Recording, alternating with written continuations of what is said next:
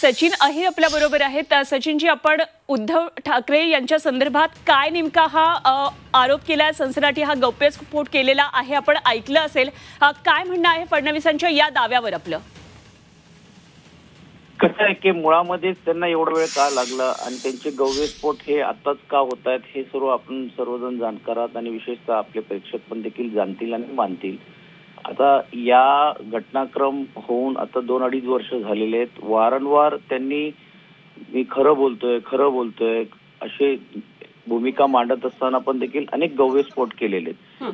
आताच हे बोलणं म्हणजे जे टायमिंग मॅच करून घेऊन त्यांनाही हे लक्षात आलेलं आहे की आता ती क्रेडिबिलिटी त्यांची ती राहिली नाहीये आणि म्हणून वारंवार त्यांना नवीन काहीतरी मुद्दे काढण्याचा एक फक्त सोपस्कार करण्याचा प्रयत्न होतोय।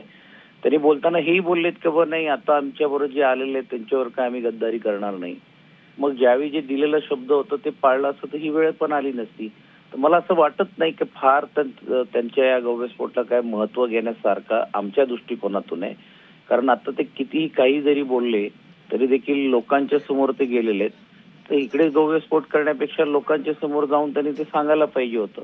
ते त्यांनी त्यावेळी सांगितलं नाही आणि आताच सांगण्याची ही वेळ का आलेली आहे आणि त्यातून त्यांचे असलेले जे मित्रपक्ष किंवा नवीन केलेले जे मित्रपक्ष आहेत त्यांच्यात जी विसंगती चालली ते परत त्यांना स्थिर करण्यासाठी आहे का, हा एक प्रश्न निर्माण होतो। सचिनजी, खूप महत्त्वाचा मुद्दा आपण उपस्थित केला तो म्हणजे एकतर 2 वर्षांनी हे काढण्याचं आता कारण काय? खरं तर महाराष्ट्राच्या जनतेला हा नेहमीच एक उत्सुकतेचा प्रश्न आहे। आपल्यालाही माहिती आहे की जे काही 2 वर्षांमध्ये घडलं ते अनेकांना पचनी पडत नव्हतं आणि अजूनही पडत नाही आणि म्हणूनच हा विषय वारंवार चर्चेला जातो आणि नेमकं काय घडलं होतं हे महाराष्ट्राच्या जनतेला नेहमीच जाणून घेण्याची उत्सुकता आहे आणि त्यामुळे ह्या गौप्यस्फोटामध्ये दावा किती आहे हे आपल्याकडून आम्हाला जाणून घ्यायचं होतं। आणि सगळ्यात महत्त्वाची गोष्ट की खरंच ऑफर दिली गेली होती का?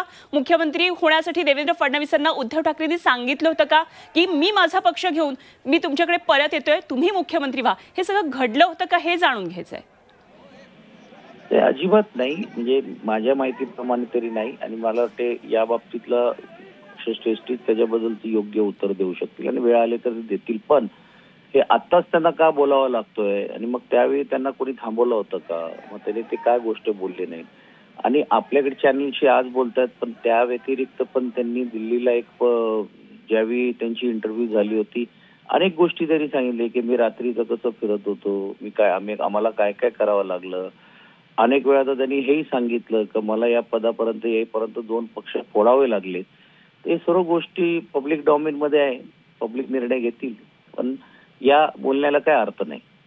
ठीक, सचिनजी आपली प्रतिक्रिया कळली, धन्यवाद। आपण बोललात झी 24 तास बरोबर आणि ही प्रतिक्रिया दिली त्याबद्दल। सचिन अहिर ठाकरे गटाचे आमदार आपल्या बरोबर होते आणि काय नेमकी ठाकरे गटामध्ये या गौप्यस्फोटानंतर प्रतिक्रिया आहे हे आपल्याला कळलं।